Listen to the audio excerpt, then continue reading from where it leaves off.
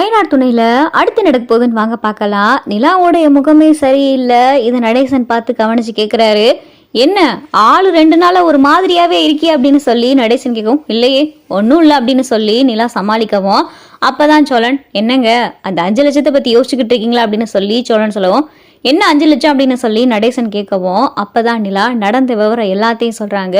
இம்புட்டு தானா, நீ அதில் போய் பார்ட்னரா சேர்ந்துக்கிற வேண்டியதானே, நீ உனக்கு திறமை இருக்கு, திறமைக்கார பிள்ளை, அதெல்லாம் நீ எல்லாம் கம்பெனி வச்சு நடத்தினா ஓகோன்னு கொண்டாந்துருவ, 5 லட்சத்துக்கா போயிட்டு இப்படி தயங்கிக்கிட்டு இருக்க அப்படின்னு சொல்லி நடேசன் கேட்கவும், என்கிட்ட காசு இல்லைன்னு தான் நான் யோசிச்சுக்கிட்டு இருக்கேன், நீங்க என்னமோ கையில எடுத்து வச்சிருக்கிற மாதிரி இப்படி பேசுறீங்க அப்படின்னு சொல்லி நிலா கேட்கவும், இங்க பாரு 5 லட்சம் நான் உனக்கு தரேன், நாளைக்கு காலையில உன் கையில 5 லட்சம் இருக்கும், நீ அந்த பிள்ளைக்கு போன போட்டு நீயும் பார்ட்னரா சேர்ந்துக்கிறேன்னு ஒரு விவரத்தை மட்டும் சொல்லிடு அப்படின்னு சொல்லி நடேசன் சொல்லவும், எப்படி உங்களால எப்படி 5 லட்சம் பெறட்ட முடியும், இதெல்லாம் நடக்கிற காரியம், சும்மா விளையாடாதீங்க அப்படின்னு சொல்லி நிலா சொல்லவும், விளையாடலாம் இல்ல நீ போடு அப்படின்னு சொல்லி நடேசன் சொல்லவும், நிலா பார்த்தா திருன்னு முழிக்கிறாங்க.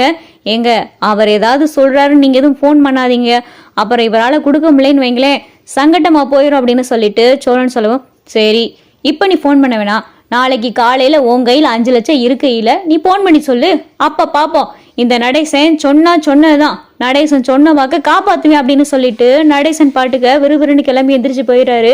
என்னங்க இவர் ஏதோ கையில 5 லட்சம் வச்சிருந்து பேசுற மாதிரியே பேசுறாரு அப்படின்னு சொல்லி இங்க நிலாவுக்கு ஒரு பார்த்தா குழப்பமா இருக்கு. மறுநாள் காலையில ஆயிடுது. நிலா பார்த்தா லேப்டாப்ல ஏதாவது வேலை கிடைக்குமான்னு சொல்லிட்டு வேகன்சி தேடிக்கிட்டு இருக்காங்க. அப்ப நடேசன் பார்த்தா ஒரு மஞ்சப்பையில பணத்தை கொண்டாந்து, இந்தா இதுல 5 லட்சம் இருக்கு, நீ போய் அதை கொடுத்து நீயும் பார்ட்னரா சேர்ந்து கம்பெனியை சட்டுப்பட்டு ஆரம்பிக்கிற வேலையை பார் அப்படின்னு சொல்லி நடேசன் சொல்லவும், எல்லாருக்கும் பார்த்தா பயங்கரமான அதிர்ச்சி. அப்பா உங்களுக்கு எப்படிப்பா காசு அப்படின்னு சொல்லி சேரன் கேட்க, எப்படி 5 லட்சம் உங்களால எப்படி பெறட்ட முடிஞ்சு அப்படின்னு சொல்லி நிலா ஒரு பக்கம் கேட்க, ஒன்றும் இல்லை, ரொம்ப சுலபமான வேலை, வீட்டு பத்திரம் என் பேர்ல தான் இருக்கு, வீட்டு பத்திரத்தை அடமான வச்சு 5 லட்சம் பெரட்டியிருக்கேன் அப்படின்னு சொல்லி நடேசன் சொல்லவும், நிலாவுக்கு பார்த்தா கண்ணே கலங்கிருது. சேரன் சோழன் பாண்டி பல்லவன் யாருக்குமே இந்த ஐடியா தோணவே இல்லை. பாருங்களேன் எனக்கு கூட இந்த ஐடியா தோணவே இல்லை அப்படின்னு சொல்லி சோழன் சொல்லவும், நிலா பார்த்தா கண்களை அழுதுகிட்டு இருக்காங்க. ஏமா எதுக்காக பழுகிற, என்ன பத்திரத்தை அடமான வச்சு பணத்தை பெரட்டியிருக்கேன், ஏதோ நான் நாயா பேயா அழிஞ்சு உனக்கு பணத்தை பெரட்ட மாதிரி பேசுற, கையில இருக்கவே இருக்கு, கையில வெண்ணெயை வச்சுக்கிட்டு நெய் கலைஞ்ச கதையாத்தான் இருக்கு, கையில தான் பத்திரம் இருக்குல்ல அது சும்மா தானே இருக்கு, சரி உனக்கு பயன்படட்டும், இப்ப அந்த பத்திரத்தை தேடி கண்டுபிடிக்க வச்சதே நீதான், சொல்லப்போனா இந்த பத்திரத்தை வச்சு உனக்கு பணம் வாங்குறதுல எனக்கு ரொம்ப சந்தோஷம் தான் அப்படின்னு சொல்லி நடேசன் ஒரு பக்கம் சொல்ல, நான் பார்த்து அழுதுகிட்டே இருக்காங்க. விடு புடி போய் அந்த பிளேட்டை பணத்தை கொடுத்து பார்ட்னர் ஆகிற வழியை பார் அப்படின்னு சொல்லி நடேசன் பாட்டுக்கு அசால்ட்டா சொல்லி விட்டு போயிடுறாரு. நிலாவுக்கு பார்த்தா அது பெரிய விஷயம், இந்த வீட்டு பத்திரத்தை வச்சு நமக்கு பணம் வாங்கி கொடுத்துருக்காரு, இவளுக்கு எவ்வளோ பெரிய மனசு அப்படின்னு சொல்லி நிலா பார்த்தா நடேசனை நினைச்சு ரொம்ப பெருமைப்படுறாங்க. என்னங்க பணம் எதிரே பார்க்காம உங்களுக்கு கிடைச்சிருக்கு அப்படின்னு சொல்லி சோழன் சொல்ல, அப்பதான் சேரணும், ஏன்பா யோசிக்கிற, போய் பணத்தை கொடு, உனக்கு எவ்வளவோ திறமை இருக்கு, திறமையை கையில வச்சுக்கிட்டு நீ எதுக்கு ஒரு கம்பெனிக்கு வேலைக்கு போகணும், அந்த கம்பெனிலாம் நீ எடுத்து நடத்த ஆரம்பிச்சேன்னு வை, அந்த கம்பெனிலாம் எங்கேயோ போயிடும் அப்படின்னு சொல்லி நீங்க பார்த்தா சேரன் ஒரு பக்கம் சொல்லிக்கிட்டு இருக்காரு. நிலாவும் பார்த்தா கிளம்பிடுறாங்க. வாங்க சோழன் போயிட்டு திவ்யா கிட்ட பணத்தை கொடுத்துட்டு வந்துடலாம் அப்படின்னு சொல்லி நிலாவும் சோழனும் கிளம்பி திவ்யாவை பார்க்க போறாங்க. திவ்யா நான் பணத்தை ரெடி பண்ணிட்டேன், இந்தா நீ கேட்ட 5 லட்சம் அப்படின்னு சொல்லி நிலாவும் பார்த்தா கொடுக்க, என்ன முடியாதுன்னு சொன்ன 2 நாள்ல பணத்தை கொடுத்துட்டு அப்படின்னு சொல்லி திவ்யா கேட்கவும், எல்லாம் என் அங்கிள் ரெடி பண்ணி கொடுத்தாரு திவ்யா, என்ன ஏதுன்னு சொல்லிட்டு அடுத்தடுத்த அப்டேட்ஸ்லாம் எனக்கு சொல்லு அப்படின்னு சொல்லிட்டு நிலாவும் பார்த்தா பணத்தை கொடுத்துட்டு வந்துடுறாங்க. இங்கே வீட்டுக்கு வந்ததுலேருந்து பார்த்தா நிலா மனசுக்குள்ள நடேசனுடைய நினப்பாவே ஓடிக்கிட்டே இருக்கு.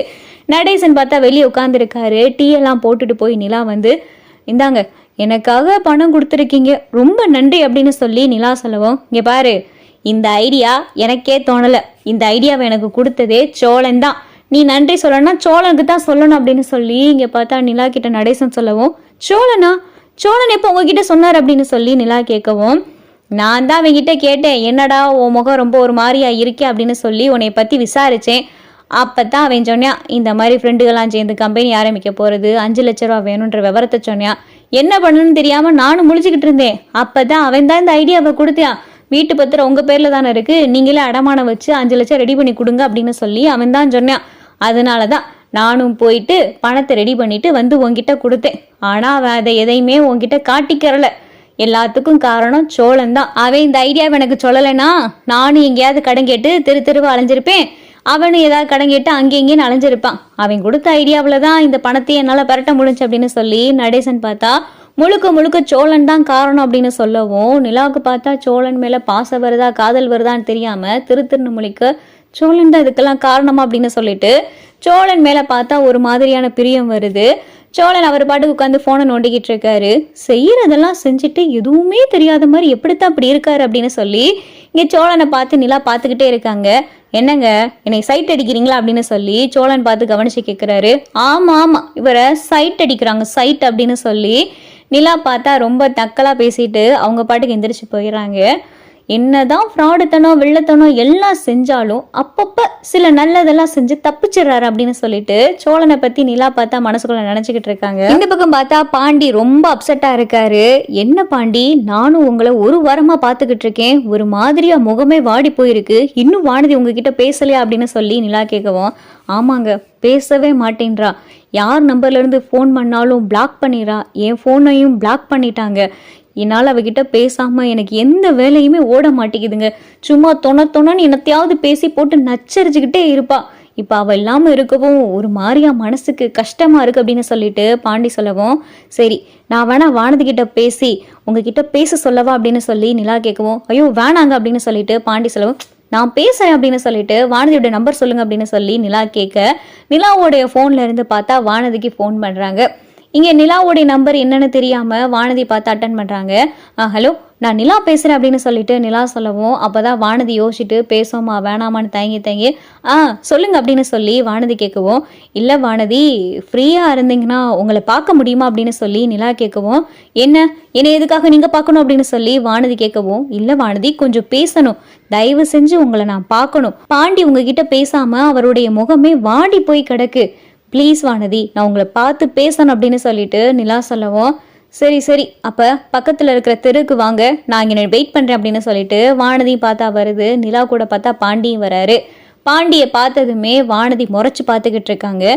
வானதி ஏன் நீங்கள் பாண்டிக்கிட்ட பேசவே மாட்டேன்றீங்க, ப்ளீஸ் பாண்டிக்கிட்ட பேசுங்க, அவர் தான் எல்லா விவரத்தையும் உங்ககிட்ட தெளிவாக சொன்னார்ல, பாண்டி வேணுனுக்கு எந்த விஷயத்தையும் பண்ணல, எல்லாத்தையும் யோசிச்சு பார்த்து தான் அந்த முடிவை அன்னைக்கு எடுத்தாரு, அவர் பண்ணது தப்பு தான், அதுக்காக நீங்க இப்படி பேசாமலாம் இருக்கக்கூடாது அப்படின்னு சொல்லி நிலா சொல்லவும், பின்ன இவன் பண்ணது தப்பு இல்லையாங்க, இவன் பண்ணதை நான் அப்புறம் எப்படிதான் இவனுக்கு சொல்லி காட்டுறதா, நான் இவன் பின்னாடியே திரியறதுனாலதான் இவனுக்கு என்னுடைய அருமை தெரியல, நான் உண்டு என் வேலை உண்டுன்னு இருந்திருக்கணும், எப்ப பார்த்தாலும் பாண்டின்னு அந்த மெக்கானிக் ஷெட்லயும் உட்காந்து உங்க வீட்டுக்கெல்லாம் வந்துட்டு போய்கிட்டு தெரிஞ்சல, எனக்கு இதை விட பெரிய அசிங்கம் வேற எதுவுமே இல்லைங்க அப்படின்னு சொல்லிட்டு வானதி சொல்லவும், அப்பதான் பாண்டி நான் பண்ணது தப்பு தான் வானதி, என்னை மன்னிச்சிரு,